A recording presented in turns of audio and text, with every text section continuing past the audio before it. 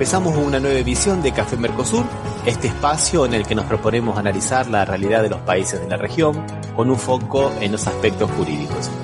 Hacemos este programa desde Rosario, Argentina, quien les habla, Osvaldo Di Princio y Daniela Burlini, y de San Pablo, Brasil, Ramiro Cayano Blanco. Este programa se transmite por la radio Las Voces del Muro.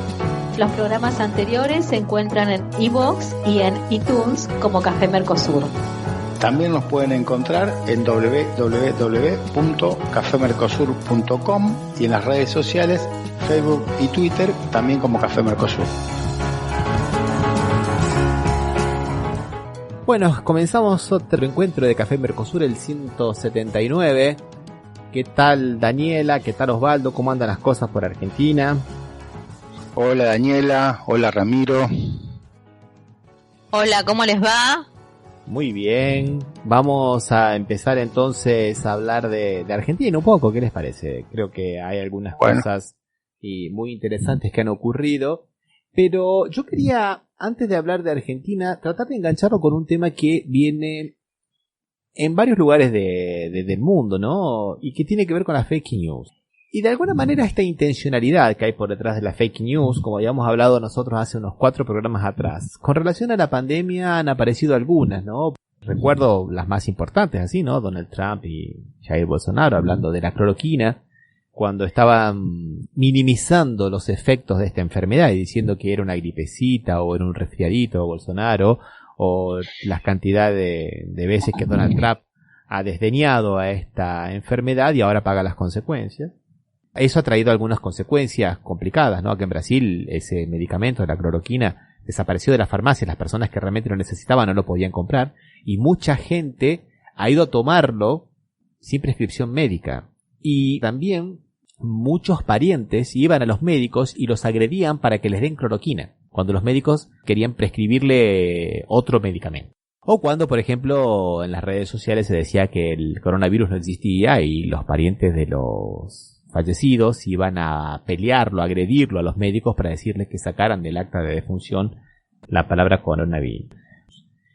Y ahora ha aparecido otra fake news de la mano de una diputada bolsonarista, de Carla Zambelli, que tantas veces hemos hablado nosotros de ella, diciendo que en Ceará, qué casualidad, ¿no? El estado gobernado por el Partido de los Trabajadores, que es el blanco predilecto de Jair Bolsonaro, donde quisieron hace 3 meses atrás, junto con el ex ministro Sergio Moro, hacerle una pueblada al gobernador con el acuartelamiento de las fuerzas policiales, muy parecido a lo que había ocurrido en Bolivia. Recordemos que esta Carla Zambelli también apoya desde hace unos 3 años a un grupo de Bolivia también llamado Las Calles, que protagonizó todos los eventos que derrocaron a Evo Morales. Esta mujer dijo que en Ceará estaban enterrando los cajones vacíos y que era mentira el número de muertos y que los gobernadores estaban aumentando las cifras, que en Brasil son muy pero muy grandes. Estamos en el 7º lugar en el mundo en cantidad de muertes. Eso significó, por ejemplo, que muchos parientes de los difuntos en Manaus abrían los cajones antes de enterrarlos, con el olor nauseabundo. Imagínense, en Manaus, en el estado de Amazonas, en el norte de Brasil, en plena selva amazónica, los cementerios están colapsados, los cuerpos se esperan a veces hasta 2 o 3 días en los hospitales, o más de 24 horas en las casas para que el servicio funerario los vaya a recoger, porque también está colapsado. Imagínense lo que es abrir antes de ser enterrados, porque habían escuchado esas cosas los parientes y querían certificarse de que ahí realmente estuviera la persona que estaban enterrando y no enterrando un cajón vacío. O sea, son muy pero muy perjudiciales, hacen mucho daño a la salud, a la política y a todo esto. Y en Argentina hemos visto algunas muy interesantes la semana pasada con relación a los presos, que salieron a decir que estaban liberando una gran cantidad de violadores y de criminales.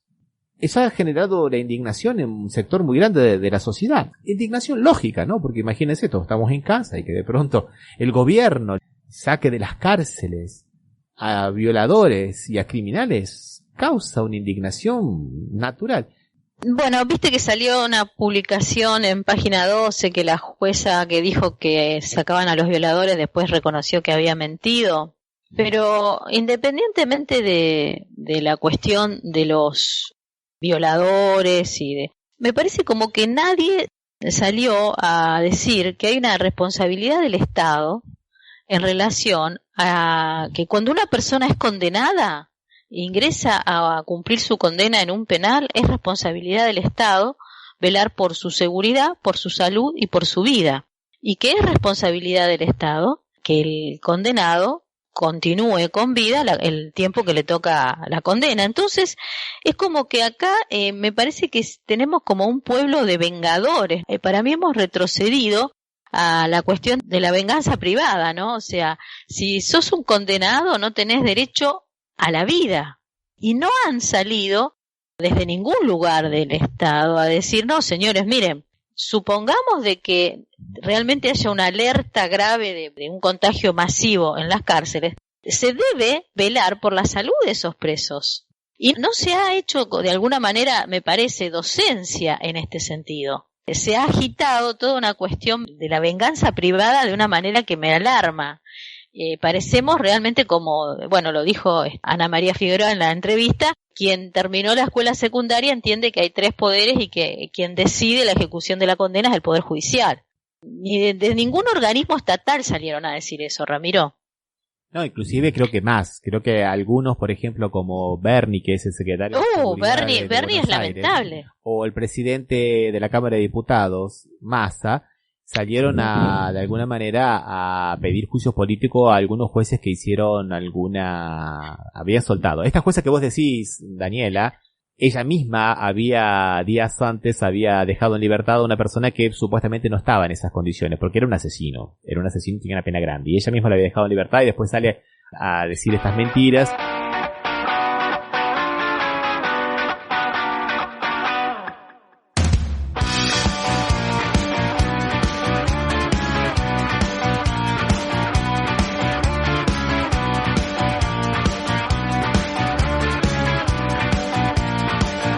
Pero ahí es interesante lo que estás puntualizando, Daniela, porque nosotros tenemos una interpretación de los hechos. Nosotros podemos ver un vaso con agua hasta la mitad y podemos discutir si está medio vacío, si está medio lleno, si se está vaciando, si se está llenando, si la tendencia es esta, si la tendencia es aquella. Podemos colocar variables como la temperatura, pero tenemos que saber que hay un vaso y que tiene agua. Eso no se puede. Ellos no están cambiando las cosas.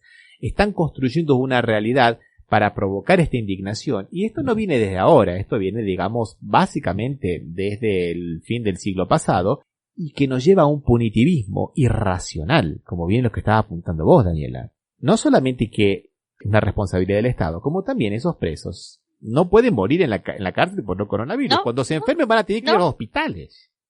Pero aparte, Ramiro, hay una cuestión que estuvo mal defendida desde los ministros que están representando al Poder Ejecutivo, desde de la ministra de Justicia, que salió a decir cualquier cosa menos lo que tenía que decir. Uh-huh. Ella lo que tenía que haber expresado era: señores, señoras, señores, como les gusta ahora, acá nosotros tenemos firmados convenios internacionales, somos un Estado de Derecho y tenemos la obligación de garantizar la vida de las personas que están en cautiverio, porque hay más responsabilidad sobre un preso. El Estado va a tener que pagar las consecuencias de una demanda internacional que de un abuelo que está en un geriátrico. Eso no lo salieron a decir.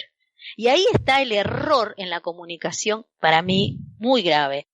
O sea, independientemente de la decisión de algún juez, que sí, por supuesto, le dieron la libertad a un tipo sin domicilio, situación de calle le pusieron. Eso no es inaceptable, Ramiro. Lo primero que te piden cuando vas a obtener la libertad de alguien es constituir un domicilio. Lo primero, no tenés la libertad.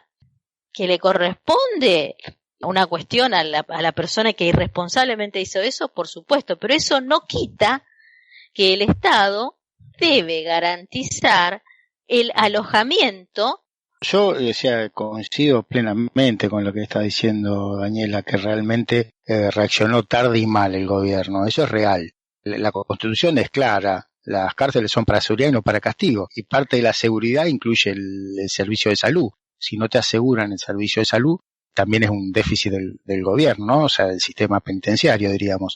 pero creo de todas maneras que fue muy bien construida esta fake news. Se la dejaron servida. Sí, se la dejaron servida, pero está bien, porque cualquiera que hubiese dicho lo que vos decís con razón, hubiesen dicho, y no ves, querés que los presos estén todos afuera, que esto no, o sea, creo que hubiese sido funcional a lo que te decían, por eso digo que está bien construida, que es real, que el error fue de comunicación terrible y que no sé si se dejaron sorprender realmente, pero gente con experiencia política que lo corran de esta manera, pero bueno, fue una situación tal cual vos la describiste, ¿no? Una fake news con consecuencias que pueden tener consecuencias en la salud terrible, porque si llega el virus, creo que en Brasil pasó, ¿no? No sé, Ramiro, vos me sabrás decir si sí o no, que en las cárceles se empezaron a contagiar, sí, y que este es uno de los focos de contagio, porque después esa gente lo tenés que llevar a un hospital, si ahí no tenés manera de atenderlo, lo tenés que llevar donde lo puedan atender. O sea, realmente creo que es una situación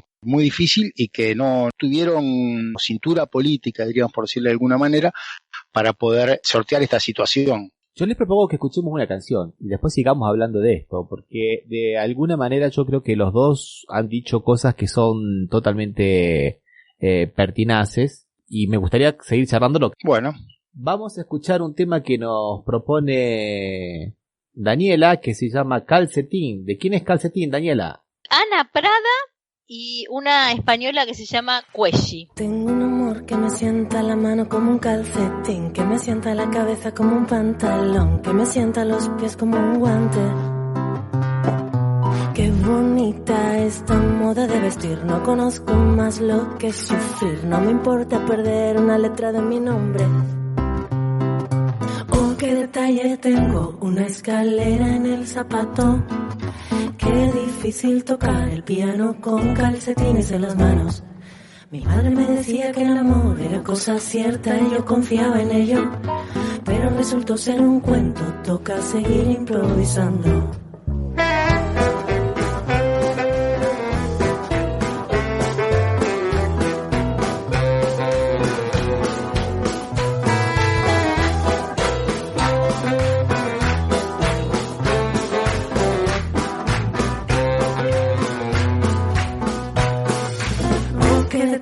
Tengo una escalera en el zapato. Qué difícil tocar el piano con calcetines en las manos. Mi madre me decía que el amor era cosa cierta y yo confiaba en ello, pero resultó ser un cuento, toca seguir improvisando.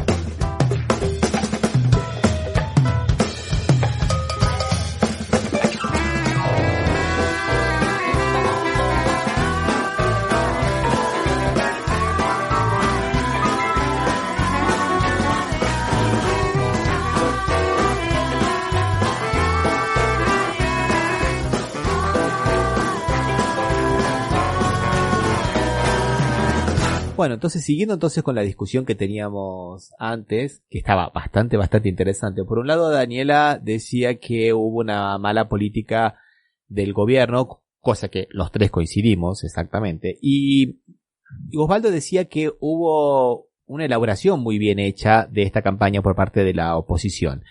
No sé si hubo una elaboración, yo creo que hubo una reutilización de viejos argumentos. Digo viejos porque hace 20 años que están en la política argentina, que comenzaron fuertemente en el 2008 y que han ido creando esta subjetividad no solamente en Argentina sino en el mundo. El mundo vive una onda punitivista muy grande y hay que tener mucho cuidado hasta inclusive en los movimientos identitarios que no lo tengan, porque a veces, viste, el patrio muerte de la época de Rosas se nos filtra también en movimientos racistas, en movimientos de género, y ellos creo que lo han sabido aprovechar muy bien. Creo que a pesar de los años que llevamos de democracia, acá nosotros tenemos fuertes bolsones, podríamos decir, antidemocráticos, ¿no? Y hay una cuestión que tiene que ver con el que tiene trabajo se siente superior al que no lo tiene, el que tiene obra social al que no, y el que está libre siente que los presos, el que está detenido, es un ser, un infrahumano, ¿no es cierto?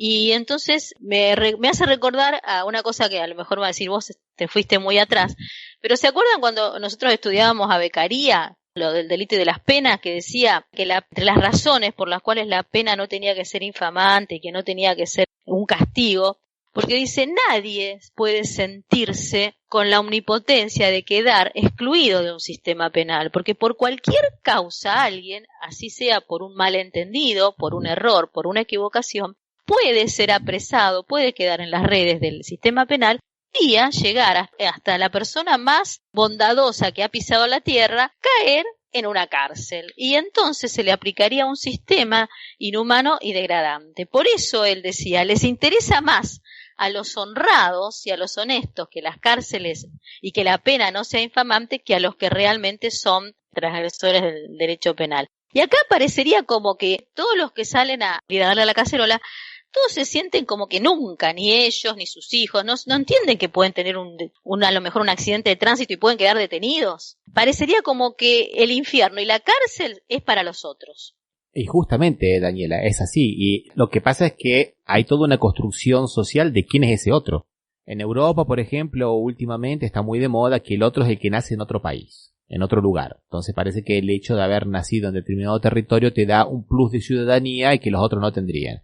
En Argentina, por ejemplo, como vos bien dijiste, se da a través de las personas que están privadas de la libertad, las personas que vienen de un país limítrofe. Sí, los pobres. Claro. Los pobres. Y básicamente siempre la pobreza es un común denominador en todos ellos, porque como bien decía un sociólogo español, cuando hablaba de la porofobia, si viene un extranjero rico, a ese no tiene ningún problema de inmigración ni nada por el estilo, ¿no? O sea, el problema es cuando viene el inmigrante pobre, el de afuera pobre. Pero justamente es esta construcción del otro, ¿no? También Ramiro y Osvaldo quisiera, en honor a la verdad, también es cierto que salieron a hablar familiares desde un dolor muy profundo que han perdido a sus hijas, a sus hijos, en manos de gente que ahora está pidiendo la libertad.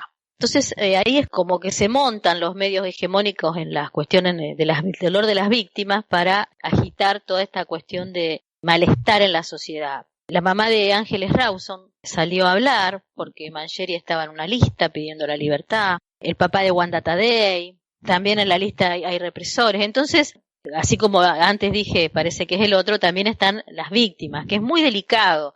Y me parece que también fue una falta de respeto de parte de la ministra de Justicia no salir a hablarle a los familiares, ¿no? A decirle, señores, así venga el padre Grassi, yo tengo la obligación, porque el Estado, nosotros no somos un Estado de barbarie, en donde a los presos los condenamos a muerte adentro de una cárcel. Eso era lo que tendríamos que haber hablado. Es decir, bueno, vamos a acondicionar en todo caso alguna instalación del ejército, salidas alternativas a lo mejor, y que no hieran la sensibilidad y el dolor. Hay un debate dentro de la teoría penal de la corriente garantista, es el tema de la protección a la víctima, que es bastante menos de lo que debía de haberse tratado. Yo recuerdo muy bien cuando hice Derecho Procesal Penal que mi profesor era una de las pocas voces que se alzaba reclamando eso que vos estás pidiendo, Daniela, que es ver cómo el Estado puede proteger a la víctima de una manera integral. Estoy hablando, bueno, estamos en el siglo pasado, cuando yo estudié, ¿no? Sí, te iba a decir.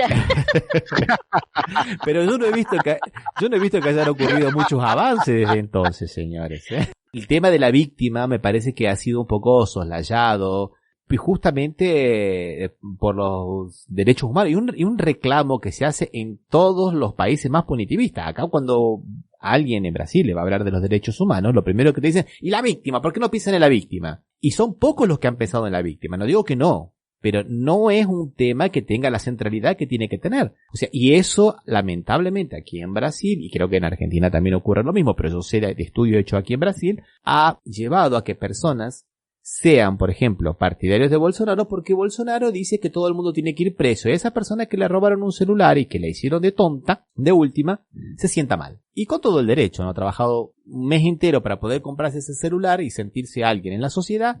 Bien, mal, no vamos a cuestionar sus elecciones de compra, pero de pronto viene alguien, se lo roba y no pasa absolutamente nada. ¿Quién piensa en esa víctima? Entonces es un tema que La verdad es que ha quedado un poco soslayado, ¿no? Un rayo en la tiniebla, un claro acierto de la oscuridad. Bautismo de la alteza en la fuente de la isla de la verdad.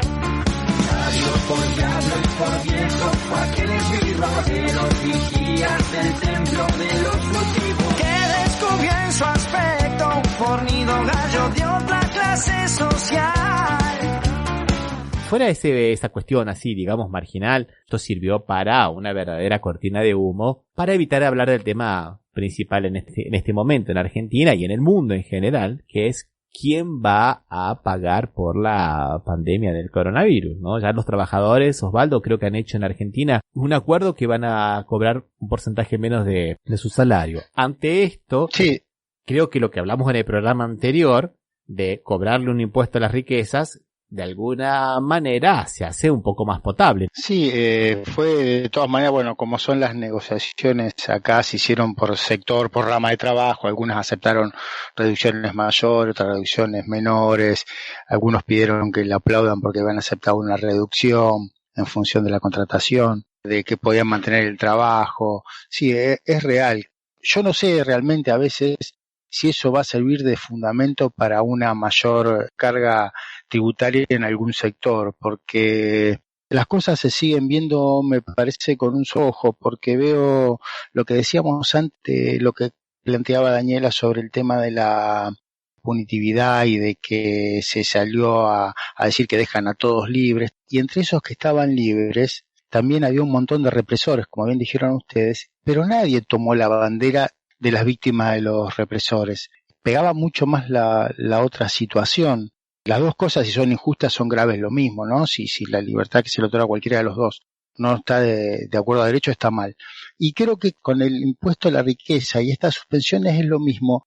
Son cosas que dicen, y bueno, nadie lo puede, lo ves como en la mitad del libro, ¿no? No te olvidas que si tenemos que bajarles porque no hay fondo suficiente, ¿a quién le tenemos que sacar? A los que más tienen. Eso casi nadie lo podía dudar.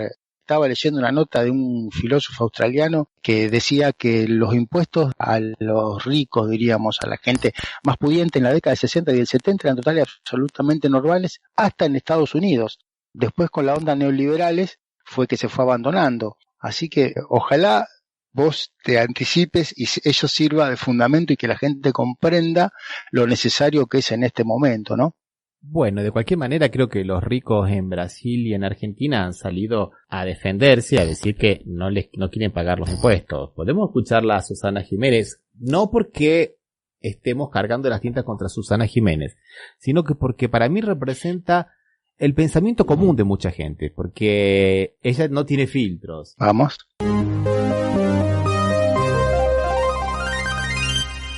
Que ver, ¿cómo te cae a vos, si querés opinar o no? Es una pregunta que puedes no responder si no querés. ¿Cómo te cae la posibilidad de que en Argentina haya un impuesto del 1% a la riqueza o a las personas con mayor cantidad de bienes, un impuesto solidario, lo llaman algunos, que los más ricos pongan 1% por única vez para una especie de solidaridad con este momento del país? No le creo nada a nadie, porque la única vez no existe, de acá no existe la palabra.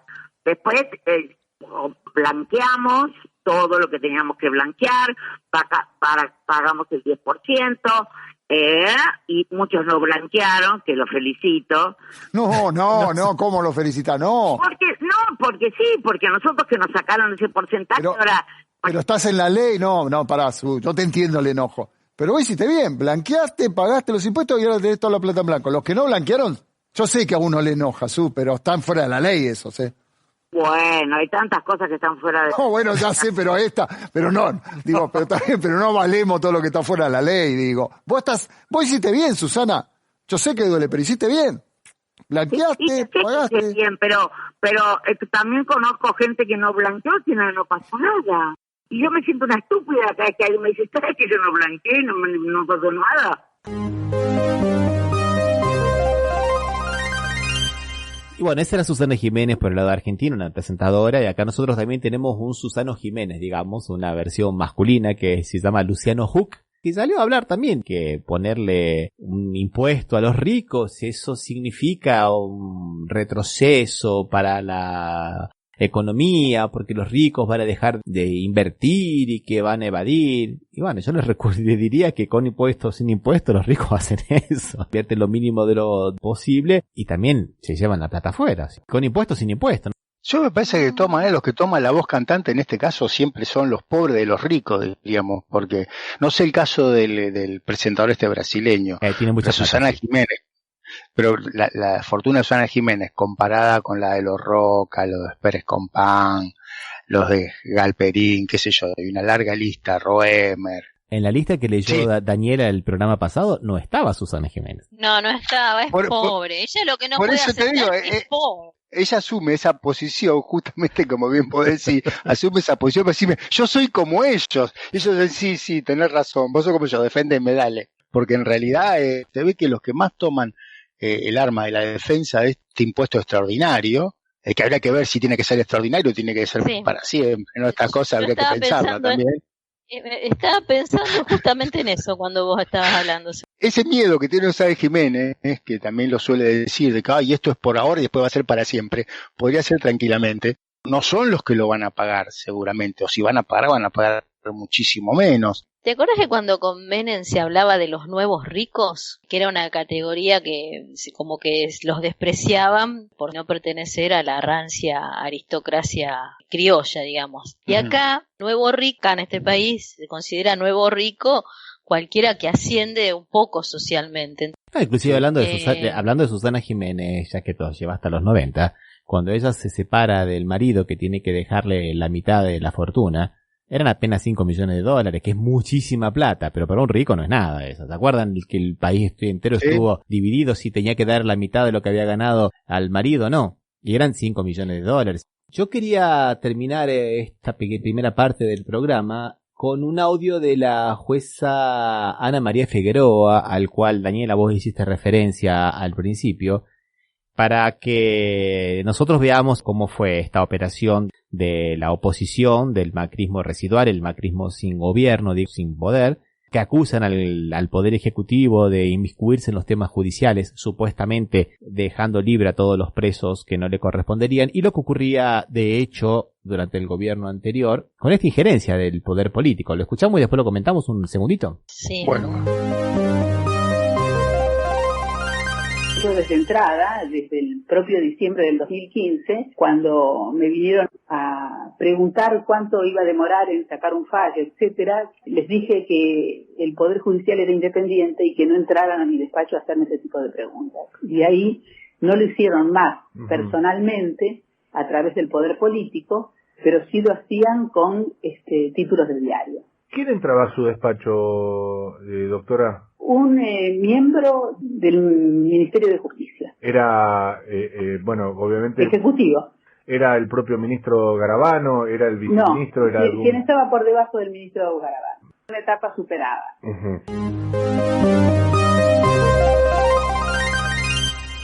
Bueno, vamos a escuchar entonces una canción antes de hablar con nuestro invitado Rubens Diniz. Vamos a escuchar a Malumba. Eu sou mastro da bandeira da revolução, os restos do cavalo de Napoleão. Eu sou a brasa que matou Joana d'Arc, as 5 balas de John Lennon, rally cidadão, o lixo humano, escória da sociedade. Sou o que come que eu deixo de comer. Nasci do limbo e bailei pra essa cidade. Sou quem dá vida aos monstros que eu quero ter.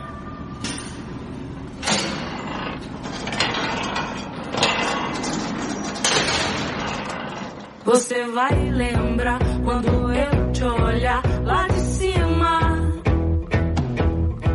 Vai reconhecer e vai respeitar minhas cinzas. Você vai lembrar quando eu te olhar lá de cima. Vai reconhecer e vai respeitar minhas cinzas. Eu sou aquilo em que ninguém mais acredita. Eu sou a puta, sou a santa e a banida. Sou a bravura e o sul.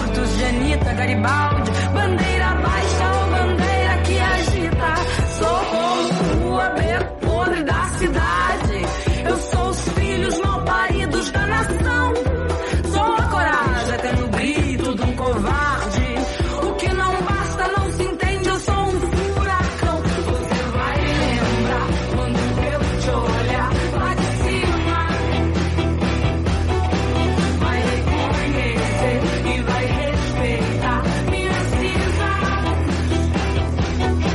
Você vai lembrar quando eu te olhar lá de cima. Vai reconhecer e vai respeitar minha cinza.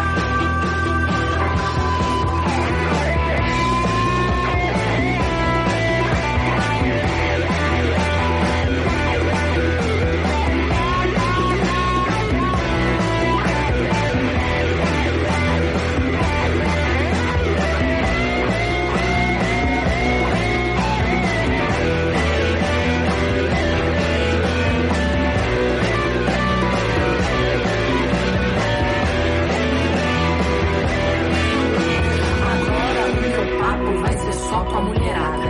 Nós não é saco de bosta pra levar tanta porrada. Todo dia umas 10 morrem, umas 15 são estupradas. Fora as que ficarem em casa e por nada são espancadas. Qual que é o teu problema? Essa é pequena ou mente ruim? Quem foi que te ensinou a tratar as mulheres assim? Agora fica esperto, porque a coisa vai mudar. Vou tirar farinha com as mulheres, pode apanhar. Você vai lembrar quando eu te olhar lá de cima. Vai reconhecer e vai respeitar minhas cinzas. Você vai lembrar quando eu te olhar lá de cima. Vai reconhecer e vai respeitar minha cinza.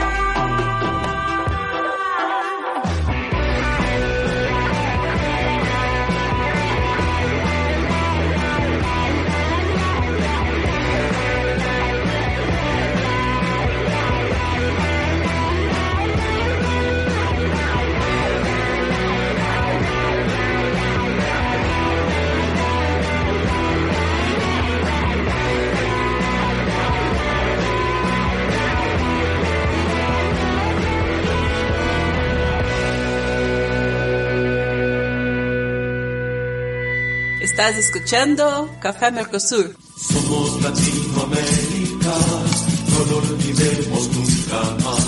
Somos Latinoamérica, no lo olvidemos nunca más. Somos Latinoamérica. Bueno, y vamos a empezar entonces con la segunda parte de nuestro programa, la parte especial, con un invitado, amigo ya del programa, con Rubens Diniz, que está en Brasilia. ¿Cómo te va, Rubens? ¿Cómo andan las cosas por allá? Hola, Ramiro, muy bien. Hola, Osvaldo, Daniela y todos los amigos del Café Mercosur. Acá estamos bien. Bolsonaro hace imposible que la cuarentena de uno sea monótona. El domingo ha sido un día bastante agitado en Brasilia, ¿no, Rubens? Sí, fue un día de movilizaciones, ¿no?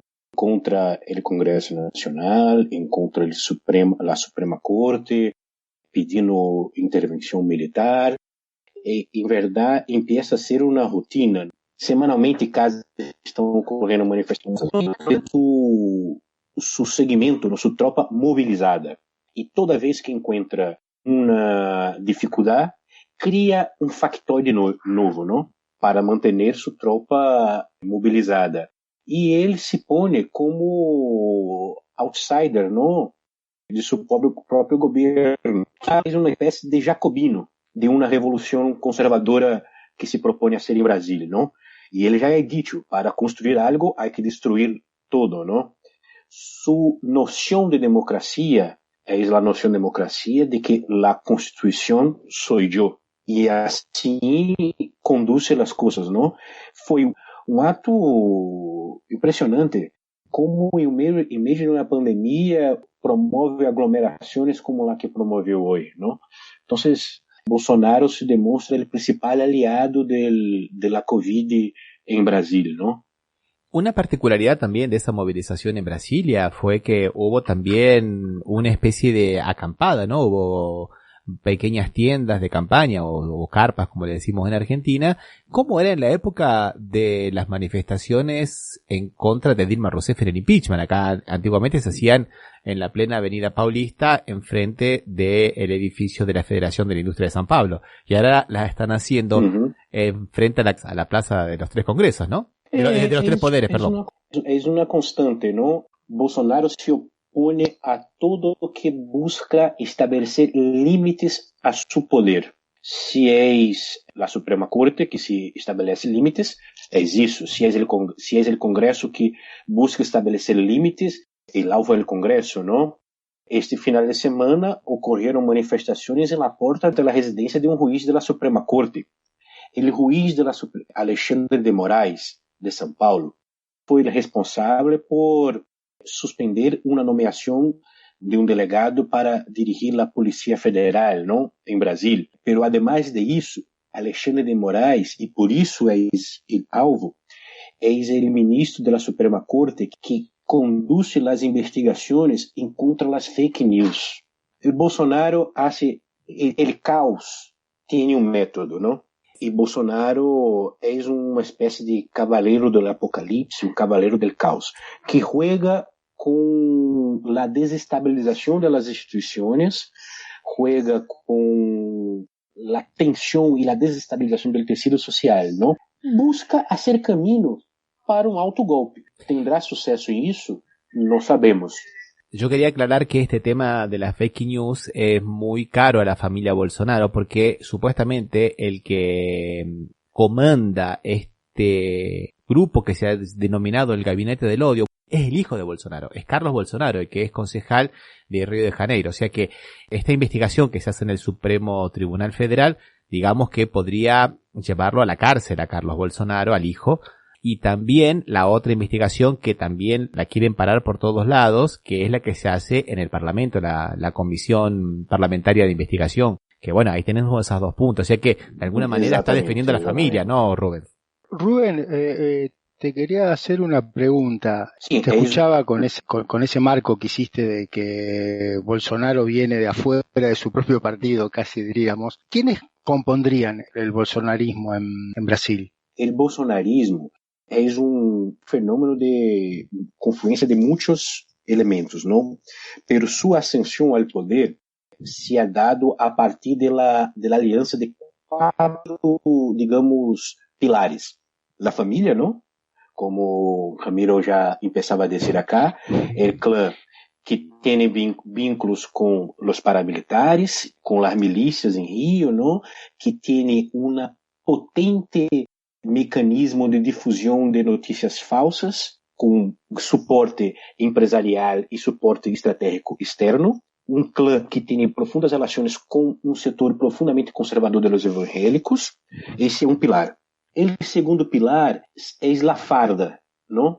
Os militares, não as forças armadas como um todo, porque as forças armadas como um todo é algo muito maior, não?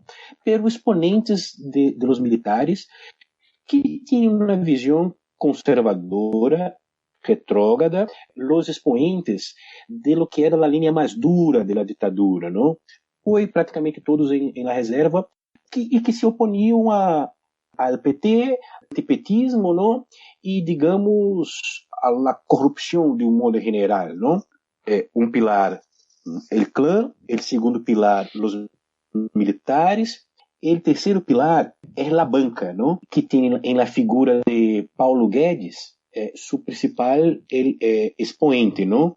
O Ministério da Economia em Brasil se acabou, digamos assim, os intermediários, não? Não se põem técnicos no Ministério da Economia, são os próprios banqueiros que estão operando as políticas econômicas em Brasil, não? Guedes é um homem que ha hecho sus experimentos iniciales en Chile, en plena ditadura de Pinochet, que ha hecho muito dinheiro em las roletas del cassino financeiro, não? E que não tem nenhuma visão de país, nenhuma visão da máquina pública, ele põe o funcionalismo público como seu oponente, não? Pero é ele representante del sistema financiero en el gobierno. Y el cuarto pilar es el partido de la Lava Jato, ¿no? Que tenía como su principal expoente al juiz Sérgio Moro, que en parte de la negociación era la criminalización de la política, ¿no? Era la desmoralización de la política y tendría como objetivo también aislar el principal concorrente de Bolsonaro de las elecciones, que era el expresidente Lula, ¿no? Entonces, esos son los 4 pilares del bolsonarismo, ¿no? Essa semana, de los pilares se rompió. Hay un distanciamiento de la Lava Jato del bolsonarismo. Parte de lo que Bolsonaro hace hoy es reagrupar fuerzas para ver cómo sigue su gobierno, ¿no? Y con eso finalizo, Ramiro. Cuando la Lava Jato, esa parte del Partido de la Justicia, ¿no? Se distancia, Bolsonaro pierde parcela de la clase media alta. Pero, frente a la crisis econômica que se encuentra, ele busca com os instrumentos que foram aprovados agora, e que incluso ele era contrário, não, de ajudas emergenciais, buscar ampliar sua presença em los setores mais empobrecidos da sociedade. Esse é pouco o juego que trata de fazer, não? Perde uma franja da classe média alta e busca ampliar presença em los setores mais populares. Esse, em essência, Osvaldo, são os 4 pilares do bolsonarismo. Hoje sobram 3. Resta saber se a economia se logrará manter esse ministro que aí está, ¿no? Parecería que Guedes fuera el único, después de la ida de Moro, que vos bien aclaraste, y del ministro de Salud, parecería que Guedes es el único del núcleo original que se estaría manteniendo y que se tendría que mantener.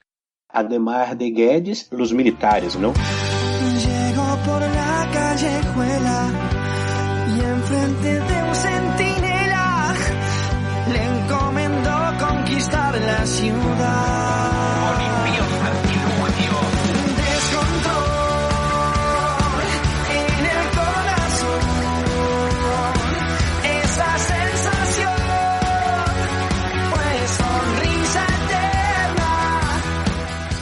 A situação econômica de Brasil será muito difícil nos próximos anos, não?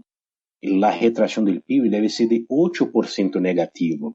Algumas encuestas falam de que teremos 12 milhões de novos desempregados. Temos 12 hoje. Ou seja, estamos falando de ter 24 milhões de desempregados. Não se logra manter a situação com uma política econômica como essa. Para que Bolsonaro logre ser lo que ele plantea ser, no el padre de los pobres, pero el padre de los miserables, porque esa será la situación, tendrá que tener alguna iniciativa del Estado. Y cualquier iniciativa del Estado, ese sector de la banca se opone, ¿no? No hay encanto ninguno del mundo hoy alguien que defenda una política ultraliberal como Guedes viene proponiendo, ¿no? Entonces, esa es una contradicción que mais temprano que tarde Bolsonaro tendrá que responder, ¿no? E os militares se quedam porque juegam parados. El vice é um militar. Se Bolsonaro sai, os militares assumem, ou seja, expoentes militares assumem, ¿no? E como dizia antes do programa empezar, Ramiro, ¿no? Há uma coisa muito cara aos militares, que é a noção del caos, de desordem social, ¿no? Eles atuam tratando de mitigar os problemas, não? Tratando de que Bolsonaro funcione de algum modo, porque acreditam ter uma visão, os que estão aí têm uma visão conservadora da sociedade, tratando de evitar também um caos social. 24 milhões de desempregados e com um PIB negativo de 8%, podemos ter situações de saques sociais, podemos ter situações de caos muito concretas, não? Em conjunto com isso, os governadores das províncias também vivem situação muito difícil. Se não ocorrer ajuda aos estados em los próximos meses, a grande parte das províncias não terá condições de pagar sueldos a seus funcionários, não terão condições de pagar alimentação para os presídios, não terão condições de recolher basuras, não? Imagina-se gran conglomerado de pessoas sem trabalho, rebeliões em los presídios, basuras acumulando nas calles, é uma situação de caos Bolsonaro aparenta julgar com o caos social. Quais são as consequências disso? Não se sabe muito bem, não? E as forças políticas tratam de atuar, não? Hoje, como nunca, não? A grande maioria dos governadores, são 27 em Brasília, não? 24, mais allá do partido que seja, não? Apresentam uma postura de questionamento à autoridade de Bolsonaro, não? O Supremo, o Parlamento. Por isso, Bolsonaro põe a eles como alvo. A todos que se opõem a ele, a suas insensatezes, não? A sua marcha para a insensatez, Bolsonaro os transforma em alvo. Vivemos uma situação muito peculiar, não? E nenhuma película de ficção poderia criar um cenário como esse, não? É demasiada realidade para qualquer ficção lo que vivemos en Brasil en esos tiempos. Yo quería simplemente apuntar para ahondar lo que estás diciendo del posible caos que se va a venir con el tema de los estados, ¿no? De que, bueno, que de alguna manera Bolsonaro ha hecho a todos los gobernadores su enemigo por el tema de la pandemia, porque los gobernadores están tomando las medidas de aislamiento social que le permiten sus posibilidades y de tratar de tener hospitales de campaña de acuerdo a sus pequeñas posibilidades. Pero el post-pandemia va a ser también muy complicado porque en Brasil, una de las principales fuentes que tienen los estados, es en las provincias en realidad, para poder hacerle frente a sus gastos corrientes, es un impuesto llamado ICMS, que es el impuesto sobre la circulación de mercaderías y servicios. Y con la pandemia no hay circulación, o sea que no se puede cobrar casi ICMS, es muy poco lo que hay. O sea, básicamente alimentos y nada más. O sea que va a ser una situación muy complicada. Es isso, essa é a situação dramática de los gobiernos, não? Por um lado, têm gastos expressivos em el combate à epidemia, não? E por outro, a ajuda do governo nacional para o combate à epidemia não chega, ou quando chega é profundamente insuficiente, não? Então, o que fazem? Buscam recursos que têm de outras rubricas para gastar na epidemia, pero a la vez a arrecadação, como has dicho, não, do ICMS, cai e se queda um hueco. Como recuperar o dinheiro para pagar o sueldo? Porque esse dinheiro tu gastou para combater a epidemia, não? É um cenário muito perigoso o que temos, não? Bolsonaro, o que trata de evitar sua preocupação maior quando põe como alvo os governadores, não? É que emerja uma alternativa em el campo conservador. Su cálculo todo se orienta por dois pilares, não? Levar o processo político para 2022 em condições de vencer a disputa eleitoral, ou, se isso não for possível, não, construir um caminho para um autogolpe. Juega com essas duas possibilidades. Com o cenário da disputa eleitoral, para ele, e as encuestas demonstram isso, não, com muita nitidez, ele prefere que haja uma candidatura do campo de esquerda. Hablando claramente, não? Se há alguém que deseja um Lula livre e um Lula candidato, é Bolsonaro. Por quê? Porque conta que o sentimento antipetista pode, em última instância, fazer com que ele logre ter a maioria novamente. Agora, sua preocupação maior é com que emerja uma candidatura do campo conservador. Por isso, seu ataque constante ao governador de São Paulo, não? João Dória, porque isso significaria dividir sua base social. Bolsonaro faz de tudo para manter mobilizado 30% do eleitorado. A esquerda tem 30%, não? E ele trata de disputar esses outros 30% que estão acá em el centro, não? Para isso, há movimentos muito ousados e muito risgosos, não? Há que esperar para ver se sua aposta dá certo, não? Pero ele tem dois caminhos.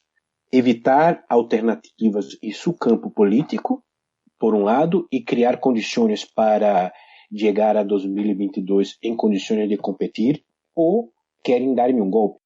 A ideia de um autogolpe não é para manter mobilizada. Bolsonaro necessita de uma segunda facada. Todos recordam do impacto que teve o hecho do atentado esse que ocorreu a ele, não? E de como esse atentado mantuvo mobilizada su base social, se transformó en víctima. Él lo que quiere ahora es mantenerse en el estado de víctima, ¿no? Quieren darme un golpe, quieren sacar el voto popular. Isso quer ser Rodrigo Maia, el presidente de la Cámara de Diputados, quer ser el Supremo, quer ser la TV Globo, quer ser... O sea, ele atua como outsider de los poderes instituídos, pero ele, sendo presidente da República, é algo um pouco paradoxal, ¿no? Pero es lo que se vive en los días actuales. Rubens, te propongo que escuchemos una canción y después seguimos hablando de esto. ¿Qué te parece? Perfecto, así vamos. Ya que estábamos en Brasil, vamos a escuchar una banda que se llama Francisco el Hombre y un tema Matília Coleira ou Cólera.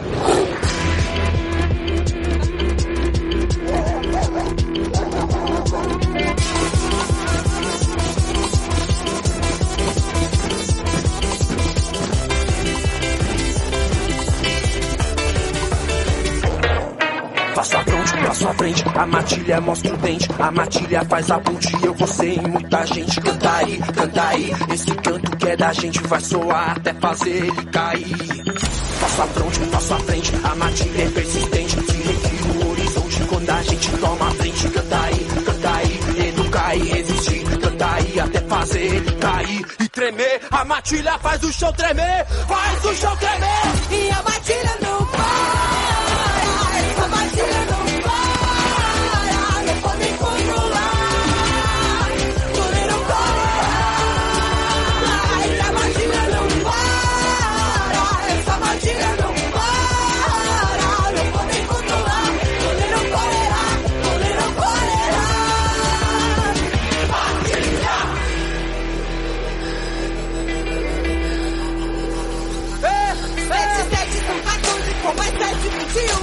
tanto vira-lata caminhando comum. E lá vem o garotinho do colégio militar. Não sou cabra cega, ele não me pega. Passo à frente, a matilha mostra o dente, a matilha faz a ponte e eu vou ser muita gente. Canta aí, esse canto que é da gente vai soar até fazer ele cair. Passo à frente, a matilha é persistente, se recria o horizonte quando a gente toma a frente. Canta aí, educar e resistir, canta aí até fazer ele cair e tremer. A matilha faz o chão tremer, faz o chão tremer, e a matilha não para, essa matilha não para, não pode controlar, quando não para, e a matilha não para, essa matilha não para, não pode controlar, quando não para, quando não para.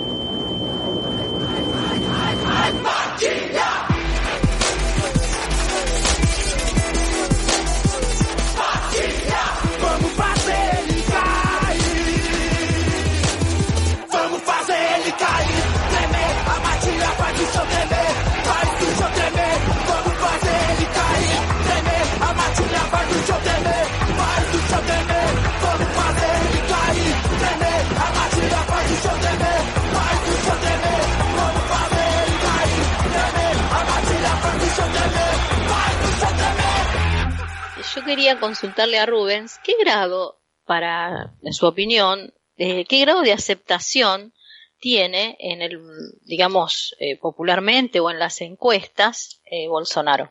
Daniela, Bolsonaro, por más que la apariencia de su gobierno sea un gobierno que se esté en decomposición, hoy más que nunca tiene una base electoral más fidelizada y más fanatizada. Hay una especie de una queda, ¿no? Pero tiene 33% que consideran muy bueno. 20% que consideram regular. Ele detém todavia uma maioria, não? Por mais que aparenta ser seu discurso caótico, pouco conexo, é um discurso que habla profundo em alguns locais, não? Quando habla agora da necessidade, põe a gente na disjuntiva de o cuidar da família, ou cuidar de um prato de comida, não? Isso a muita gente lhe toca, porque muita gente, se não sair à calle para conseguir algo, não tem como sustener, não? Então, por mais louco que seja, sua estratégia vem dando certo. Ele vem mantendo uma franja mobilizada. Há agora um movimento, não? Em essas últimas semanas se produziram movimentos que podem levá-lo a um maior isolamento, não? Político. Pero sus 30% se mantêm muito mobilizados. É o que todas as encuestas han demonstrado. Em la região sul do país, Bolsonaro tem 45% de desempenho positivo. Em el sudeste, 34%. Em sudeste está São Paulo, Rio, Minas, não? 34% e 41% de negativo, não? Em lo concreto é isso, não?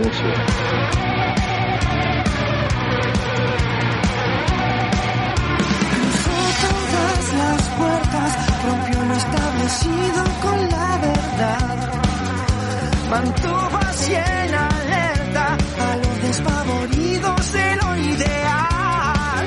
Rubens, con relación a eso yo tengo la impresión, y quiero que me digas si estoy bien o mal, porque es una impresión simplemente, que con la salida de Moro él perdió un número significativo de simpatizantes, pero que no fue tanto. Pero por otro lado significa que su grupo de seguidores se ha fanatizado más, porque sienten como que ha sido traicionados por el Judas Moro.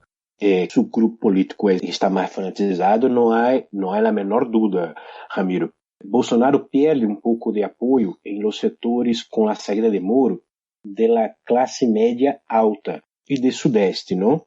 Pero é um percentual pequeno em comparação com o que busca ganhar com as políticas, porque Bolsonaro, a la vez que se opuso a las políticas de auxílio emergencial, quando chega o auxílio emergencial a la persona, não sabe se foi a Câmara de Deputados que pagou, sabe que foi o governo que ha dado, não? Sabe que foi o presidente, em última instância, não? Inclusive Rubens, en aquel martes donde él hace la cadena nacional, que todos esperábamos que él reconsiderase su posición con relación a la cuarentena y que adoptase esta medida de prevención para evitar la cantidad de muertes que hay y las que van a venir, ahí él, como uno de sus logros, dijo que él había instaurado los 600 reales de ayuda emergencial, como siendo que él lo había hecho. ¿Te acordás, Rubens, no? Él se lo atribuyó. Sí. Él propuso 200, la Câmara de Deputados llevó a 500, amplió el acceso al número de personas y el último minuto propuso 100 a más para decir que él era el benefeitor. Por más que las personas digan que su estrategia frente a la epidemia es equivocada, el miedo ou a dúvida que têm de que não tenha uma outra alternativa em campo conservador, lhe hacen com que se quedem com ele. É louco, pero assim está funcionando. Rubens, hemos llegado al final de este programa. Te agradecemos muchísimo tu participación, creo que nos ha ayudado a entender muy bien lo que pasa en Brasil, ¿no? Una mirada espectacular. Y ya sabes, acá tenés las puertas abiertas para cuando quieras venir a visitarnos nuevamente. Ramiro, Osvaldo, Daniela, yo que agradezco la paciencia de ustedes y todos los amigos del Café Mercosul por escucharme. Agradezco a todos ustedes por la oportunidad de charlar y platicar un poco. Un abrazo grande. Muchas gracias, Rubén. La verdad que sí, un gusto escuchar. Bueno, recordamos que nos pueden escuchar los martes a las 18 por la radio Las Voces del Muro, www.lasvocesdelmuro.net. Que nos pueden seguir en las redes sociales de Facebook y Twitter como Café Mercosur. Que nos pueden mandar WhatsApp también al número que nos va a decir Daniela. 0054 54 911 56 44 78 57. ¿Lo digo de nuevo? Claro. ¿Necesito? Sí. 0054 911 5644 7857. Y visitar nuestra página cafemercosur.com. Un abrazo, hasta la próxima, señores. Hasta la próxima.